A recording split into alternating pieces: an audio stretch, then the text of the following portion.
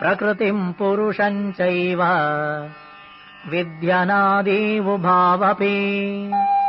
विकारांश्च गुणांश्चैव विद्धि प्रकृतिसम्भवा।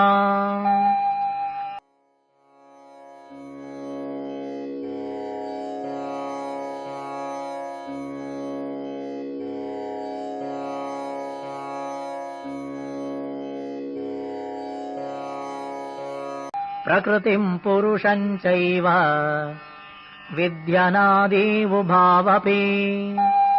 विकारांश्च गुणांश्चैव विद्धि प्रकृतिसम्भवा।